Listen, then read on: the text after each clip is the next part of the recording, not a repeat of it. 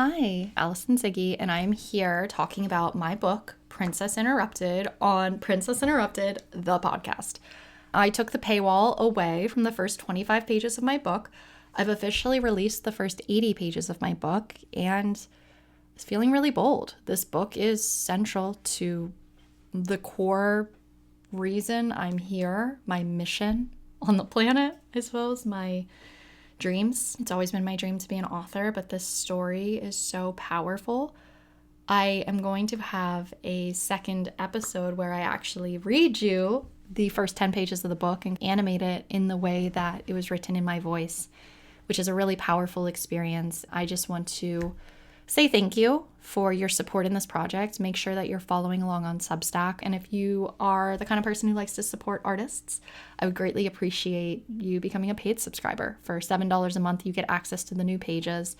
I've been working on this book for the past 6 years, and I've been publishing it 10 pages a month on my Substack, but we finally reached what I deem to be the part of the book that has probably been the reason why it's taken me so long to release this. I wanted to talk about what's come up for me through releasing this book that chronicles what I once considered to be some of the most shameful experiences of my life. If you've been following me, you know I don't hold back when it comes to sharing my experiences. I've been talking a lot about dating and relationships lately, and I believe that I am really able to help you because of how much I have struggled in this area. I want to call out what might be a seemingly elephant in the room of, Allison, are you single? How are you teaching people to be in relationships? This is because any version of myself who got the relationship that she wanted and tried to teach this to you would have been lying if she said that she felt enough without the relationship. I can teach you how to get into a place where you are magnetically irresistible to the kind of partners that you want to attract, but your self-worth is not based on whether or not he calls you back. It's not based on whether or not he wants to be with you. Where you get to a place where you are so happy and sure of who you are that you are not basing who you are as a human on this relationship status. You are not forcing things to work so that you don't have to spend another day single. I feel qualified to teach this because I've been in healthy relationships. I've attracted the worst kind of relationships, and I've had healthy relationships that have ended for natural reasons. And after this experience, it was finally me being like, this is what I have always been meant to teach. I lived my life from such a place of being male-centric, boy crazy, the girl who in 7th grade wrote a letter to myself to open when I finally got a relationship. And you know what? I opened that letter my freshman year of college. There was this guy. I was obsessed with him. We started dating a few months into sleeping together, and he asked me to be his girlfriend by changing his Facebook relationship status. My millennials will get it. If you're Gen Z, you might just bear with me. Buckle in for the ride. He showed me on his computer that he had changed his relationship status from single to in a relationship. And I don't know if you can even still do this on Facebook, but it was like in a relationship, and we were like tagged and tied together. And we started dating. And I was obsessed with him, and his friends came into town and he didn't invite me to meet them or spend time with them. It felt like the same lonely relationship. We just had the title that had been so out of reach for so long. Less than 2 weeks later, I was at a party and he calls me, and he never called me. It wasn't like this was a really good relationship, two people who just love each other and it's the natural next step. It felt so forced. We were hookups, and I just wanted more from this man. And the second that he actually gave it to me, he realized he didn't want to. And he called me and he said, how do you feel when you tell people about me?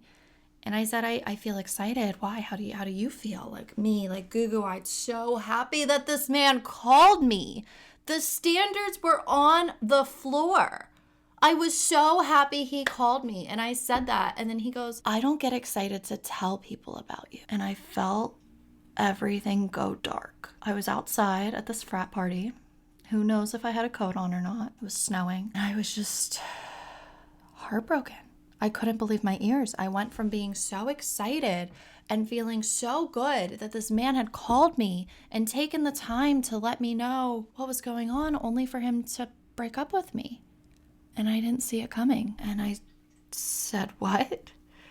And he started to list out every single thing that I had done in the relationship that he didn't like, that I had been completely unaware of. And I just listened to this and it was so heartbreaking.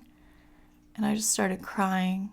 And I did what any college student would do and went in and got wasted at the party, tried to find someone else to replace him. Before that, I went upstairs to check the computer to see that, yes, he had taken it off of Facebook. I felt humiliated. I felt like I had done something wrong. I mean, he listed out everything that I had done wrong clearly. And then I went back to my dorm. After I left the party, I slid on ice and somebody pointed and said, "At least you're better off than that girl." And I loved to tell this story for a really long time. And a lot of times that I would tell it, I would be laughing at myself of, haha, you think that you have it bad in love. Listen to how bad it was for me. Listen to all these negative experiences that I have. I can top that because I have plenty of stories like this. This is why I'm qualified to teach you about love, because this was the number one desire that I had from the time I was a child. I just wanted to find my partner and get married. I wanted to be that girl who finds her high school sweetheart, and that's that. And this was something that I just constantly could not get right and struggled in. And I felt such big feelings for people who were completely unable to reciprocate them. As a child, I was constantly told, you feel too much, you're too emotional, you're too sensitive. And in relationships, I attracted men who reflected this back to me, who couldn't hold what I was feeling, when all I just wanted was for it to be enough and for someone to love me. I never felt like enough in relationships. And this caused me to just try so hard in this area of my life. And you know what? It wasn't working. So then I became a career woman. I became a girl boss. I was the top performing salesperson. I channeled all of my energy into my career. And still, I would date these guys and it just would never end the way that I wanted it to. It would always end in just being a hookup. My relationships never lasted longer than 3 months. And I could never figure out why. My book chronicles this period of time when I lived in Chicago, when I was at the peak of my career and I was going through these experiences, these hookups, these things that never resulted in the emotional intimacy that I actually craved, because I was deeply terrified of vulnerability and I was masking. I am not the same person I was back then because I didn't feel safe enough to be who I truly was. I was scared that if I lived in my full expression that no one would love me, so I created this persona of somebody who I thought was more palatable. She was cool. She was down for whatever. She was the life of the party. She was fun, but she wasn't me. And on some subconscious level, that felt safer. On some subconscious level, if they were rejecting this version of me that wasn't even real, it felt safer. The pain was still raw. I didn't make the connections at the time that that's what was happening.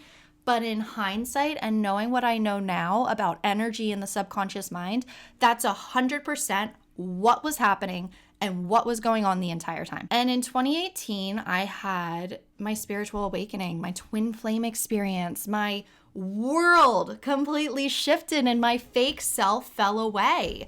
I quit my job. I moved in with my dad. I was misdiagnosed as bipolar. I was committed. I was enrolled in a clinical drug trial.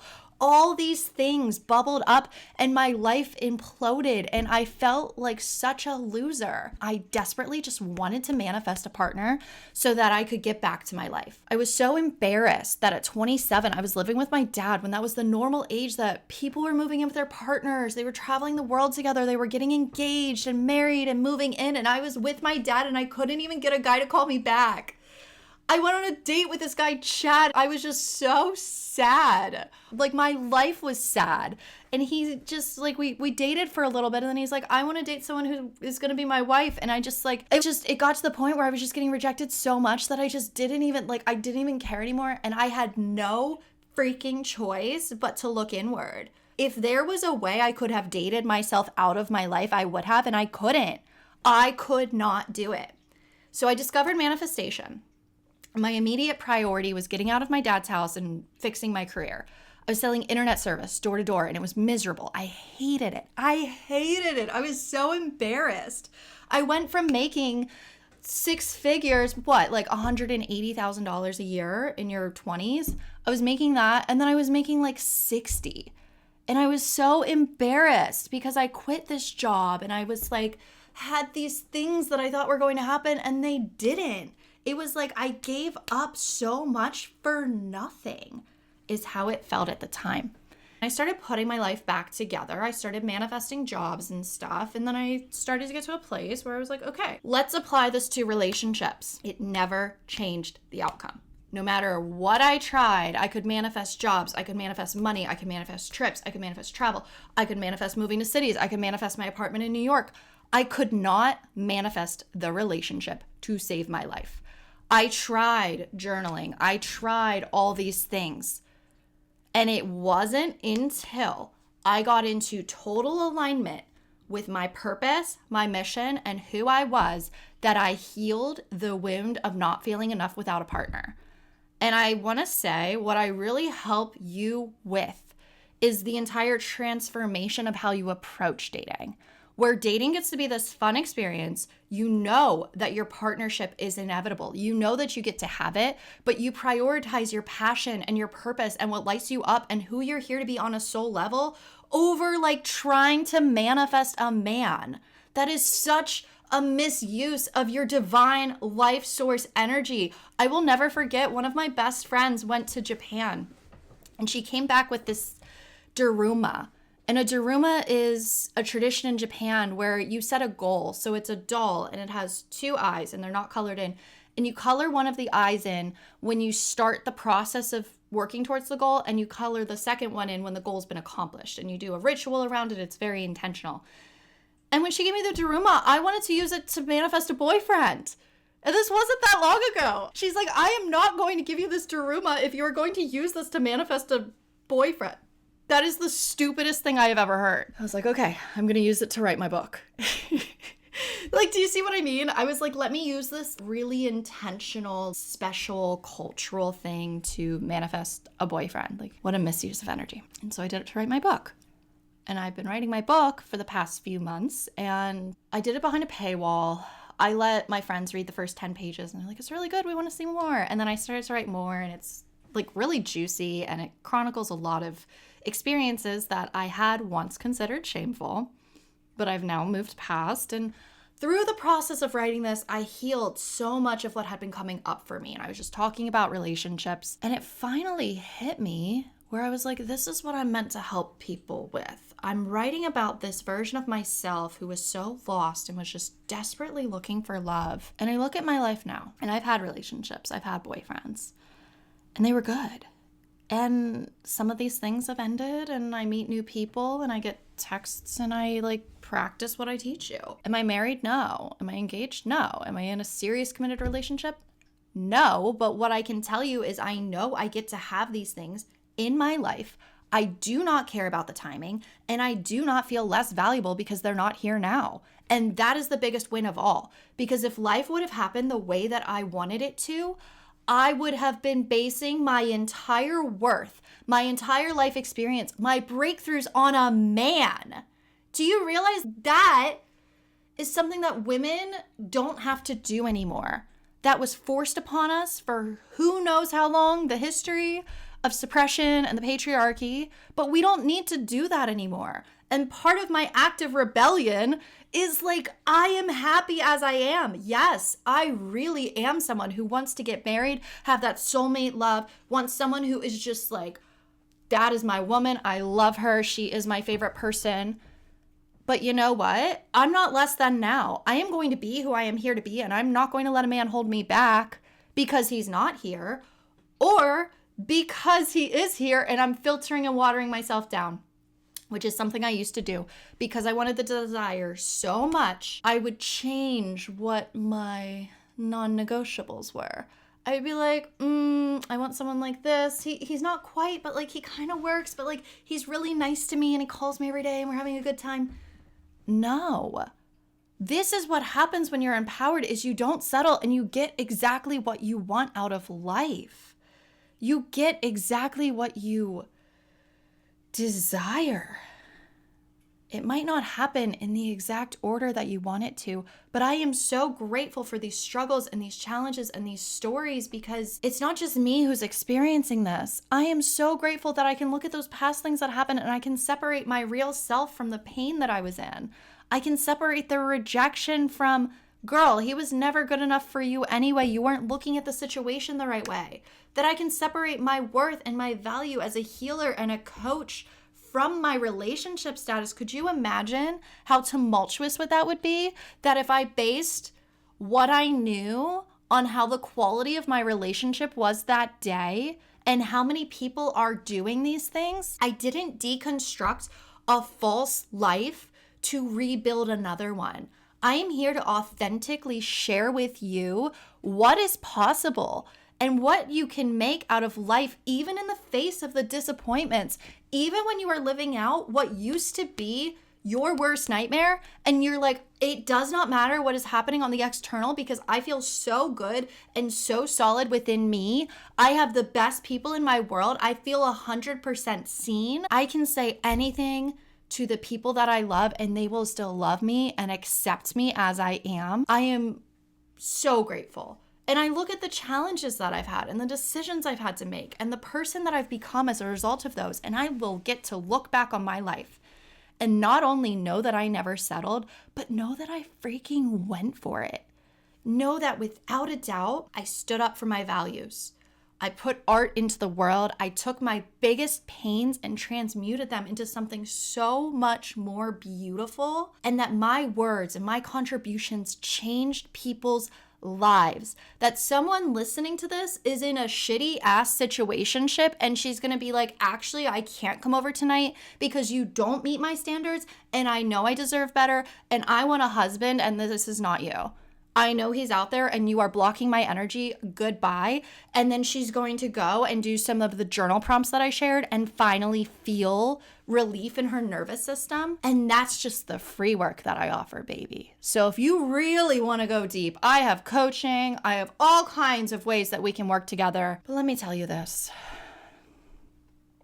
It is the greatest gift when you can heal these misconceptions about yourself, when you can extract the wisdom from the pain you've gone through, when you can separate your disappointments from the path you're meant to walk, when you can stop letting those limiting beliefs and those stories mean more than what your heart is telling you, you become unstoppable. It would be an honor to walk you through this. I thought I was going to read you the pages of my book. I guess that's coming in the next episode, which I'm going to record immediately after this. I'm going to do this as 2 episodes so that if you want to listen to the book, you can do that, but listen to this. But if you're like, Allison, I love this, I'm so lit up. I have the most incredible coaching offer right now. This is the price of a workshop. It's 2 weeks with me, you and me going back and forth through voice note access, and you also get 2 calls with me. We're going to rewire whatever limiting beliefs are holding you back in love and preventing you from experiencing that soulmate love that you know is destined for you.